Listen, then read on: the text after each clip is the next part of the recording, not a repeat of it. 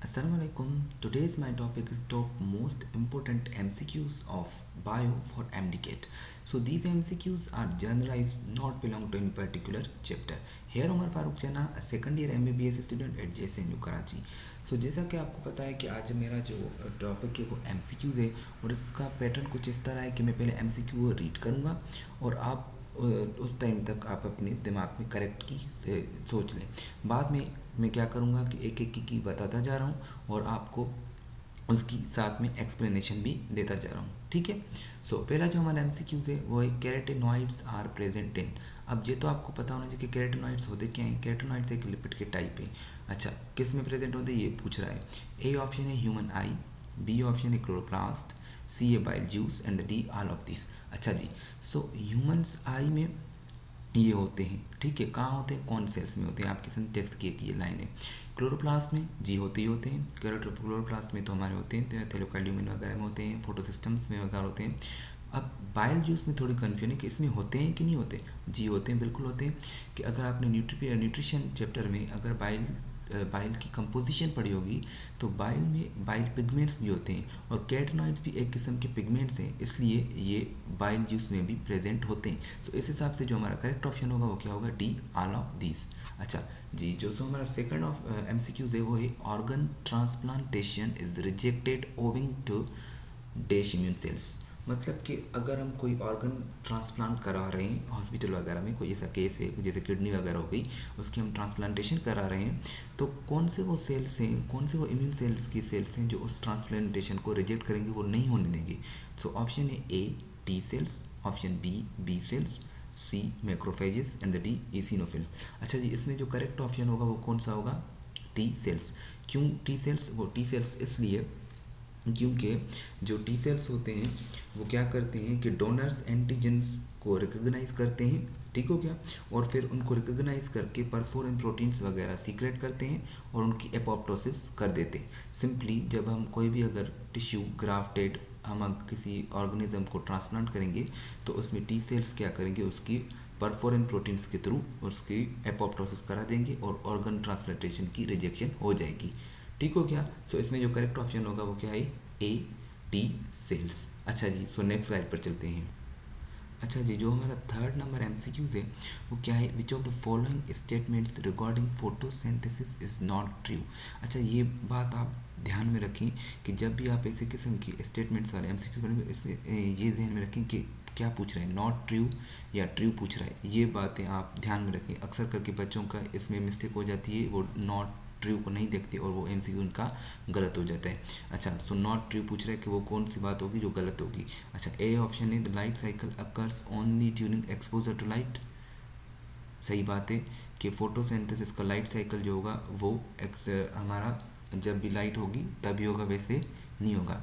B option क्या है? The dark cycle occurs only in the absence of light. अच्छा, ये बात से गलत है क्योंकि डार्क साइकिल लाइट ना हो उसमें नहीं होता। डार्क साइकिल का मतलब इसलिए हम ये है इसका मतलब कि जो डार्क साइकिल होता है वो उसकी जो रिएक्टेंट्स होते हैं वो डिपेंड करते हैं लाइट रिएक्शन के पर। सो अगर लाइट रिएक्शन होगा तो डार्क रिएक्शन भी होगा। इट मीन्स कि लाइट की प्रेजेंस में ही हमारा डार्क रिएक्शन होगा, डार्क साइकिल होगा। So this statement is going to be wrong कि dark cycle occurs only in absence of light. Okay, so option C is ATP is produce during the light cycle, ये सही है। और during the dark cycle sugars are produce, ये भी सही है। Calvin cycle के दौरान हमारी शुगर्स प्रोड्यूस होती हैं। Red and the blue light are the optimal for the photosynthetic function, ये भी हमारी स्टेटमेंट बिल्कुल सही है। अच्छा जी, जो फोर्थ नंबर एमसीक्यूज है, which of the following is essential for the photolysis of water. अच्छा, ये पूछ रहा है कि कौन सा एलिमेंट है जो हमारा मिनरल है जो हमारा फोटोलाइसिस ऑफ वाटर के लिए इम्पोर्टेंट है। अगर आपको याद हो, जब भी हम पढ़ते हैं कि हमारा जो लाइट डिपेंडेंट रिएक्शन होता है उसमें फोटोलाइसिस ऑफ वाटर होती है और फोटोलाइसिस ऑफ वाटर कहाँ होती है? जो हमारा फोटो सिस्टम्स वगैरह होती है वहाँ होती है। सो वहाँ पर थैलेकॉइड लैमिना के पास एक फोटोलाइसिस का एक मैकेनिज्म होता है, एक क्या हम करेंगे कॉम्प्लेक्स होता है और उस कॉम्प्लेक्स में हमारे क्या प्रेजेंट होते हैं? मैग्नीज। सो अगर मैग्नीज उस कॉम्प्लेक्स में प्रेजेंट नहीं होंगी तो हमारी फोटोलाइसिस ऑफ वाटर नहीं होगी। So that's why the manganese is essential for the photolysis of water. So we are going to next MCQs 5. अच्छा जी, सो 5 नंबर जो MCQs है, इन chloroplast the highest number of protons is found in. Chloroplast में हमारा highest number of protons किस part में होता है? क्लोरोप्लास्ट की स्ट्रोमा में होता है, ल्यूमेन ऑफ थैलेकॉइड्स में होता है, इंट्रामेम्ब्रेन स्पेस में होता है, या एंटीना कॉम्प्लेक्स में होता है। अच्छा जी, जो इसमें करेक्ट ऑप्शन होगा वो क्या होगा? इसमें करेक्ट ऑप्शन होगा हमारा ल्यूमेन ऑफ थैलेकॉइड। ये आपको याद हो, जो जब भी लाइट रिएक्शन होता है तो वहाँ प्रोटॉन की जो ट्रांसपोर्टेशन होती है, डिफ्यूजन होती है, वो थैलेकॉइड ल्यूमेन से स्ट्रोमा की तरफ होती है। सो ये एक ट्रिक है कि आप याद रखें कि जो कंसनट्रेशन प्रोटॉन्स की वो ज़्यादा कहाँ होती है? थैलेकॉइड्स की, इसलिए यहाँ से डिफ्यूजन होती है प्रोटॉन्स की ल्यूमेन ऑफ थैलेकॉइड से स्ट्रोमा से तक। ठीक है। सो छठा नंबर हमारा जो MCQs है, which of the following chamber of the heart has the thickest wall. अच्छा, इसमें जो ऑप्शन है right ventricle, left ventricle, right atrium and the left atrium. अब थिकेस्ट वॉल उसकी होगी जो ज़्यादा ब्लड पंप करेगा, मतलब सिस्टमेटिक सर्कुलेशन में ब्लड देगा, मतलब वो पूरी बॉडी में ब्लड देगा। सो उस हिसाब से आपको पता है कि जो हमारा लेफ्ट वेंट्रिकल है वो पूरी सिस्टमेटिक सर्कुलेशन में ब्लड ट्रांसफ़र करता है, मतलब इसे बहुत ज़्यादा प्रेशर लगाना पड़ता है, इसलिए नेचर ने इसे थिकेस्ट वॉल दी हुई है कि ये ज़्यादा प्रेशर को मेंटेन कर सके। So the right option will be the B in 6 MCQs. Okay, so we are going towards the 7 MCQ. Okay, so 7 number MCQ is the cartilage take food by A. diffusion, B. active transport, C. secondary active transport and the D. blood vessels. अब ये तो बात आप याद रखें कि cartilage एक ऐसा टिश्यू है जो एवेस्क्यूलर है। एवेस्क्यूलर का क्या मतलब होता है कि इसे कोई भी वेसल्स होती नहीं है। सो डी ऑप्शन तो आप पहली फुर्सत में हटा लें कि ये तो होगा ही नहीं। ठीक है।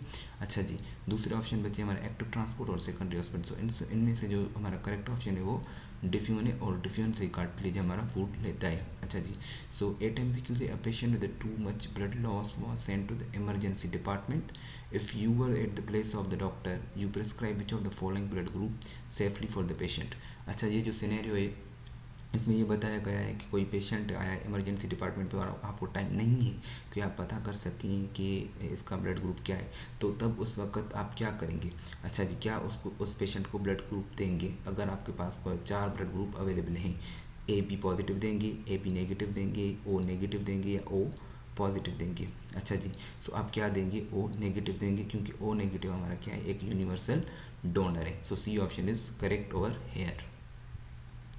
अच्छा जी, जो 9 नंबर MCQs है वो है inner membrane of mitochondria is called. अच्छा, इनर मेम्ब्रेन ऑफ माइटोकॉन्ड्रिया को हम क्या कहते हैं? A cisterna, B Lima, C sister and the D टूनोप्लास्ट। अच्छा, इनमें जो बच्चों को कन्फ्यूजन होगी वो इसमें सिस्टर्ना में और क्रिस्टा में होगी। ये आप याद रखें कि जो माइटोकॉन्ड्रिया की इनर मेम्ब्रेन होती है हम उसे क्रिस्टा कहते हैं, सिस्टर्ना हम गोल्जी बॉडी की मेम्ब्रेन को कहते हैं। ठीक हो गया। सो इसमें जो करेक्ट ऑप्शन है वो क्या है? C। So 10 number MCQs, the lipid synthesis और lipid metabolism is function of. अच्छा जी, ये जो हमारा सेलुलर ऑर्गेनेल्स के फंक्शन से MCQ दिया गया है। इसमें जो A ऑप्शन है smooth endoplasmic reticulum, B mitochondria and the C rough endoplasmic reticulum and the D Golgi complex. अच्छा जी, तो स्मूथ एंडोप्लाज्मिक रेटिकुलम का ही काम है, बाकी ये जो माइटोकॉन्ड्रिया है इसका काम सेलुलर रेस्पिरेशन होता है, रफ एंडोप्लाज्मिक रेटिकुलम मशहूर है प्रोटीन सिंथेसिस में, और गोल्जी कॉम्प्लेक्स मैक्रोमोलिक्यूल्स की फॉर्मेशन वगैरह करता है। सो इसमें करेक्ट ऑप्शन है वो क्या है? A। अच्छा जी, सो नेक्स्ट हम स्लाइड पर चलते हैं। अच्छा जी, सो 11 नंबर जो हमारा MCQs है वो है HIV टारगेट्स। अच्छा, HIV किसे टारगेट करती है? ह्यूमन इम्यूनो डेफिशिएंसी वायरस किसे, कौन से सेल्स को टारगेट करती है? A red blood cells, B platelets, C CD4+T cells and the D liver cells. अच्छा जी, जिसमें जो करेक्ट ऑप्शन है वो C है, CD4 और T सेल्स को करती है। क्यों इन सेल्स को नहीं करती? वो इसलिए क्योंकि HIV के पास जो रिसेप्टर होते हैं उसके जो रिसेप्टर होते हैं वो किसके पास होते हैं? CD4 सेल के पास। मतलब इसके जो रिसेप्टर होंगे वो इसकी बाइंडिंग प्रोटीन से आकर बाइंड करेंगे और इसको अफेक्ट करेंगे। प्लेटिलेट्स, रेड ब्लड सेल्स और लिवर सेल्स के पास वो हमारे जो बाइंडिंग प्रोटीन्स होंगी HIV के लिए वो नहीं होंगी, इसलिए HIV वहाँ पर बाइंड नहीं करेगा। So correct option is CD4+T cells. अच्छा जी, सो हमारा 12 नंबर जो MCQs है वो है normal concentration of the protein in mammalian cell is about dash. A 15, B18, C4 and the D3. So here is correct option is 18. The normal concentration of the protein in mammalian cell is about 18. So ये वैसे रटे का MCQ था, इसमें ज़्यादा और कोई concept नहीं है. सो नेक्स्ट स्लाइड पर चलते हैं.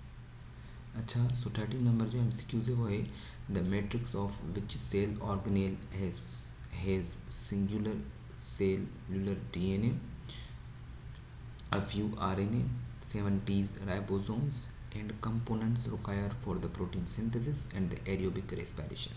अच्छा जी, सो एक बात आपको पता होनी चाहिए कि हमारे सेल में कुछ ऐसे भी ऑर्गेनेल हैं जिनको अपना DNA भी होता है, अपना RNA भी होता है और अपने राइबोसोम्स भी होते हैं और वो अपनी प्रोटीन्स भी बना सकते हैं क्योंकि उनके पास ये सारे कंपोनेंट्स प्रेजेंट है.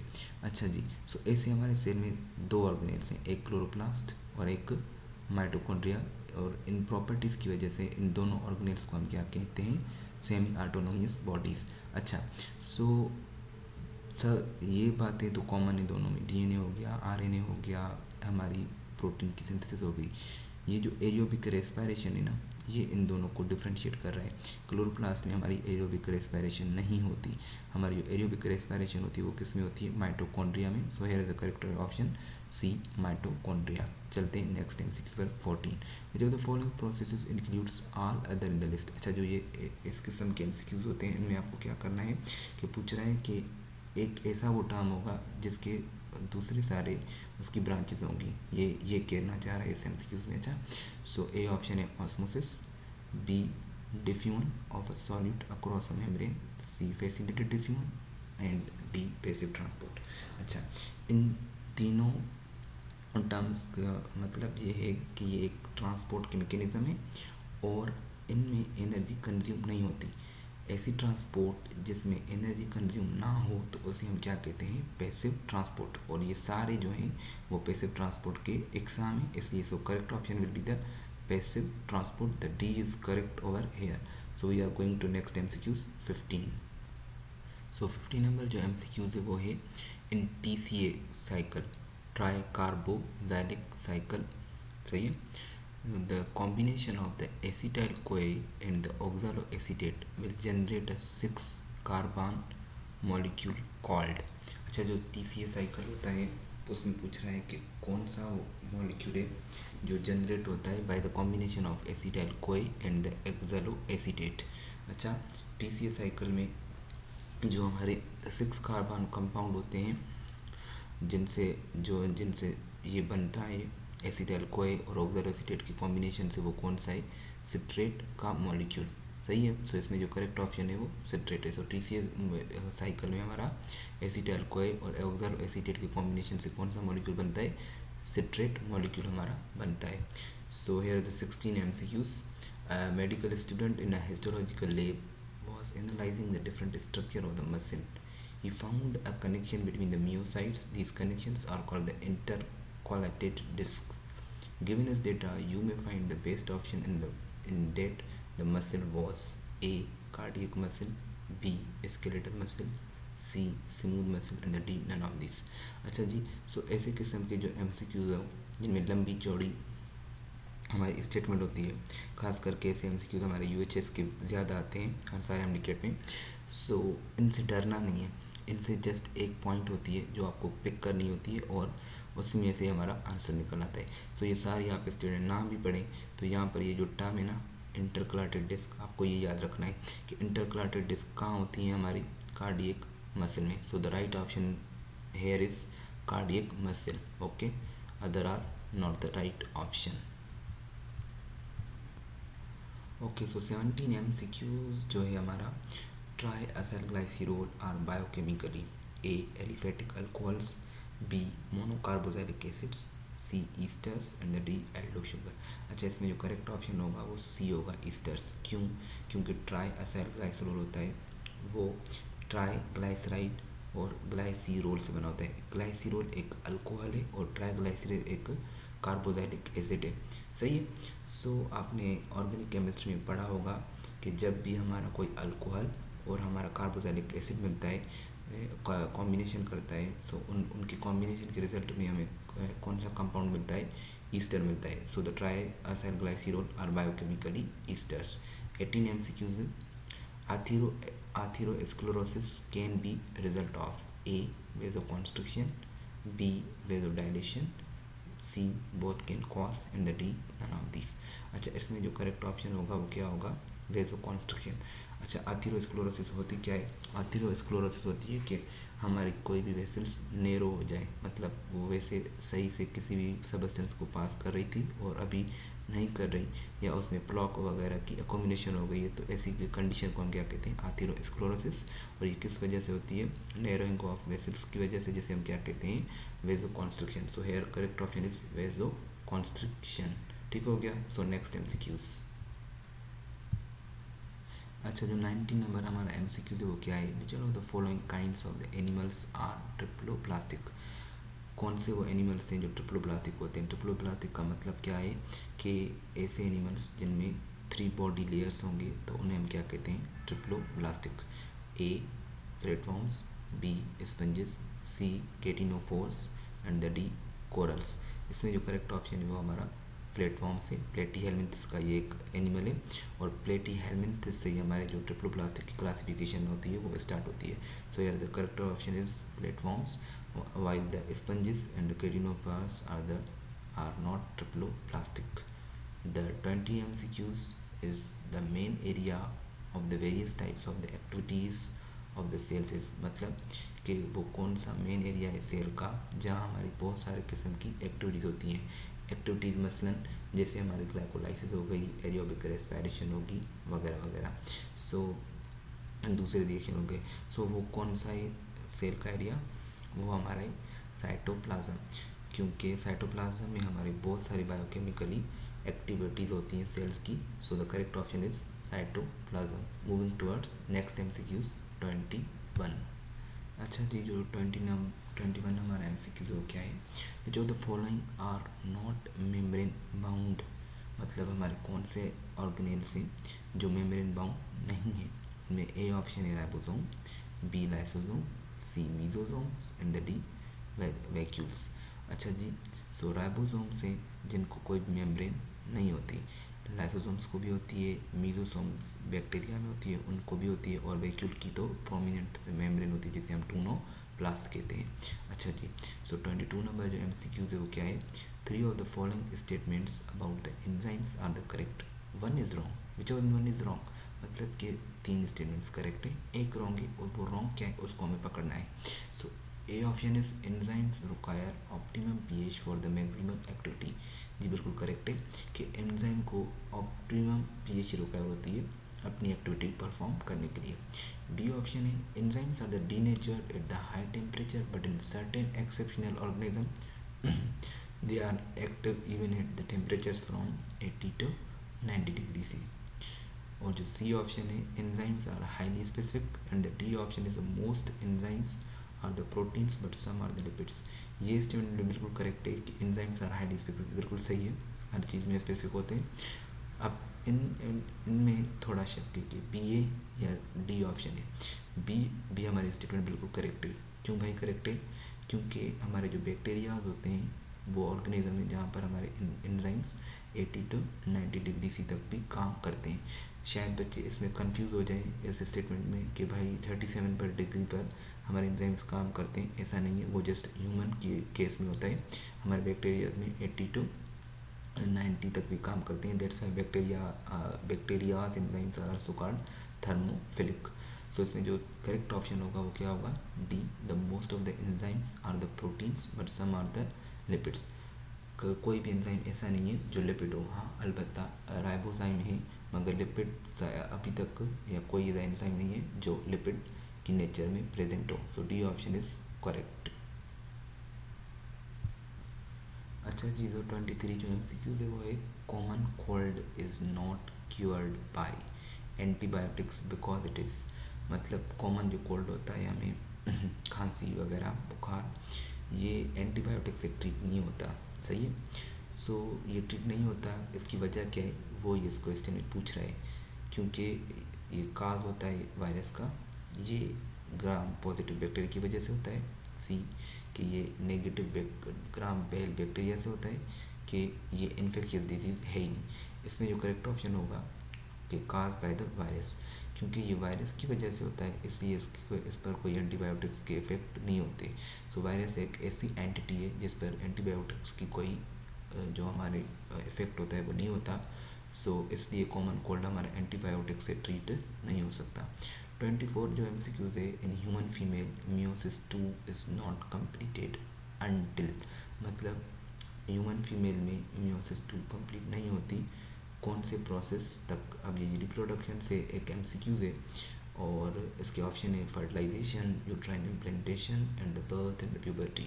सो the correct option is A fertilisation. Human के केस में मियोसिस 2 कंप्लीटेड फर्टिलाइजेशन के दौरान ही होती है, जब हमारा स्पर्म ह्यूमन फीमेल के ओसाइट को फर्टिलाइज करता है।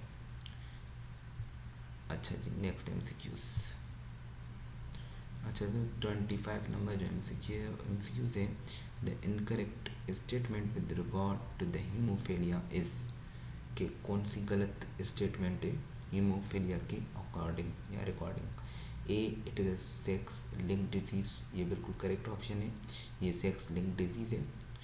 और बी है, it is a recessive disease and the C is it is a dominant disease. अच्छा, इनमें से आप करें कि एक एक इनमें से ऑप्शन करेक्ट होगा, क्योंकि ऐसी कोई डिजीज़ नहीं है जो at the same time recessive भी हो, at the same time dominant भी हो। सही है। सो डी ऑप्शन क्या है, single protein involve in the clotting of the blood is affected. ये भी बात सही है कि क्लॉटिंग का ही अफेक्शन होता है, इसलिए हीमोफीलिया काज हो जाती है। सो इसमें जो करेक्ट ऑप्शन है वो क्या है, मतलब वो ये है कि सी, जो हमारी हीमोफीलिया है वो एक रिसेसिव डिजीज़ है, ये डोमिनेंट डिजीज़ नहीं है। सो इनकरेक्ट स्टेटमेंट इज सी। ठीक हो गया। अब प्रोटोप्लास्ट इज़ अ सेल। अच्छा, अब प्रोटोप्लास्ट कौन सा सेल है, किस सेल की कंडीशन को हम प्रोटोप्लास्ट कह सकते हैं। अभी आप याद रखें कि इसमें जो ऑप्शन करेक्ट होगा वो क्या होगा, without cell wall. Without cell wall एक ऐसा सेल होता है जिसे हम क्या कहते हैं, protoplast. P for plant and the P for protoplast. So आप प्लांट के तरीके से याद रखें कि protoplast is a dead condition of the cell in which the cell wall is not present. So we are going towards next MCQs 27। अच्छा जी, so 27 MCQs है, the energy releasing metabolic process in which the substrate is oxidised without an external electron acceptor is called. अच्छा, सो वो कौन सा energy metabolic process है जिसमें substrate oxidise हो, कोई इलेक्ट्रॉन एक्सेप्टर एक्सटर्नल वहाँ मौजूद ना हो, ऐसा वो कौन सा प्रोसेस है। ऑप्शन में देखते हैं, क्या वो ग्लाइकोलाइसिस है, फर्मेंटेशन है, एरोबिक रेस्पिरेशन है या फोटो रेस्पिरेशन है। सो इसमें जो करेक्ट ऑप्शन होगा वो क्या होगा, फर्मेंटेशन। क्योंकि अगर आप ग्लाइकोलाइसिस का मैकेनिज्म देखें तो वहाँ भी एक एक्सटर्नल हमारा इलेक्ट्रॉन एक्सेप्टर होता है जिसे हम NADPH कहते हैं, NADP प्रेजेंट होता है, वो इलेक्ट्रॉन एक्सेप्ट करता है। एरोबिक रेस्पिरेशन में भी ऐसा होता है, फोटो रेस्पिरेशन में भी NADP प्रेजेंट होता है। फर्मेंटेशन में ऐसा कुछ भी नहीं होता। So the correct option is B. The vocal cords occur in A, pharynx, B, larynx, C, glottis and the D, bronchial tube. So the correct option is B,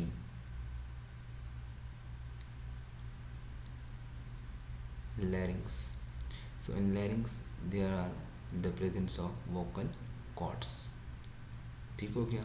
So we are moving towards next MCQ। अच्छा जी, जो last हमारे MCQ कौन से हैं कि 29, serum differs from the blood, मतलब blood और serum में से क्या फ़र्क होता है। सो आइए पढ़ते हैं ऑप्शन को कि क्या फ़र्क होता है, कि सीरम में एल्ब्यूमिन्स नहीं होती, कि क्लोटिंग फैक्टर्स नहीं होते, एंटीबॉडीज़ नहीं होती, कि ग्लोबुलिन्स नहीं होती।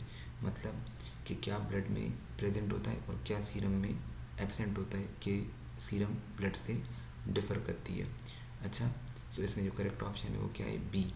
मतलब अगर हम ब्लड में से क्लोटिंग फैक्टर्स हटा दें, पीछे जो हमारा फ्लूइड बचेगा उसे हम क्या कहते हैं, serum. So here is the correct option is B. So the 30 MCQs is, sorry, actually there is a late night, that's why my voice is not easy. Okay, so 30 number जो MCQs है, cardiac impulse is initiated and the conduct further up to ventricles. The correct sequence of the conduction of impulse is, मतलब cardiac impulse का एक simple pathway पूछ रहे हैं कि उसका सिंपल पाथवे क्या होगा। सो इसमें जो करेक्ट ऑप्शन है वो क्या है कि कार्डियक इम्पल्स हमारा मूव करता है ऐसे नोड से एवी नोड तक, एवी नोड से एवी बंडल तक, एवी बंडल से पुरकुंजी फाइबर तक। सो ये तो हमारे 30 MCQs। आई एम सॉरी अगर आपको मेरी वॉइस थोड़ी अजीब लगी हो, क्योंकि ऑलरेडी मेरे माउथ में इन्फेक्शन है। फिर भी मैंने ये MCQs वगैरह की कोशिश की कि आपको एक फ़ायदा मिले। सो प्लीज़ इन MCQs को व्यू करें और कमेंट में अगर आपको इसकी आंसर की चाहिए तो वो मुझे बताएं। और जो भी ये क्विज़ अटेम्प्ट करें मुझे ज़रूर अपने मार्क्स बताएं कि उनके इनमें कितने कितने ऑप्शन, कितने कितने MCQs करेक्ट हुए। सो अगर आप इसे व्यू करेंगे, लाइक करेंगे तो इंशाल्लाह मैं जल्दी ऐसे ये नेक्स्ट MCQs भी अपलोड करूँगा। तब तक के लिए अल्लाह हाफिज़।